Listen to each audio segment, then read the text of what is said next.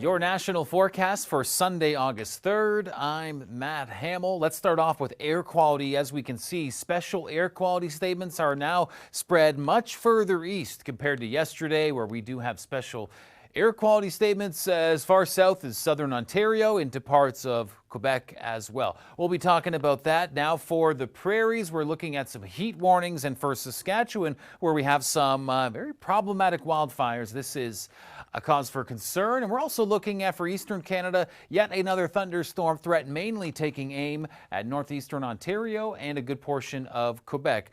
For northern Canada, we are seeing some of those heat warnings in parts of the Northwest Territories, and temperatures reflecting that. You see 30 degrees the high for Fort Smith. Now, Yellowknife looking at some hazy skies for today, and for Iqaluit, partly sunny conditions. And yeah, we do have along this low pressure system some shower activity in parts of the Northwest Territories. Now, looking at eastern Canada, yes, we do have those hazy skies with wildfire smoke that's moved over into this part of the country. But all in all, some good summer temperatures, that's for sure, getting into the low 30s in southern Quebec.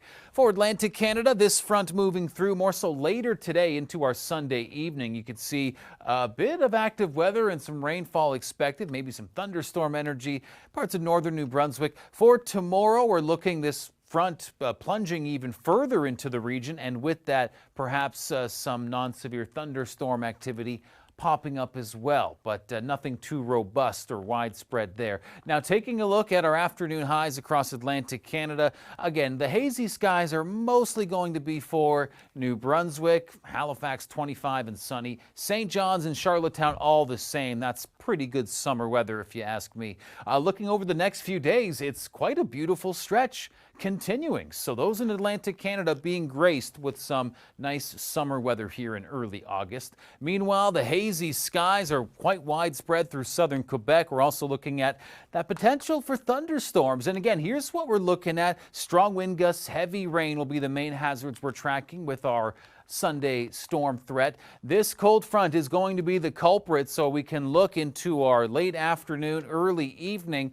Bit of activity, possible thunderstorms sparking up there. And then overnight, the threat looks to continue. We'll pause here around midnight, and we can see for Quebec City, maybe some storms still in the fray while things are fairly quiet in southern Ontario. Winds are going to be quite brisk along that front for today into the later evening hours as well, with winds kind of settling down quite a bit for tomorrow. But of course, air quality concerns, again, that is quite widespread through Ontario and Quebec, with northwestern Ontario really feeling it the worst with some air quality warnings. But here's a look at our temperatures, and yes, we are slightly above seasonal for Toronto with a high of 29 degrees, and that high of 29, 30, that's going to be pretty stable. We are kind of locked in our 7-day forecast to lots of sunshine and lots of heat as well, with the humidity looking to return perhaps by next weekend.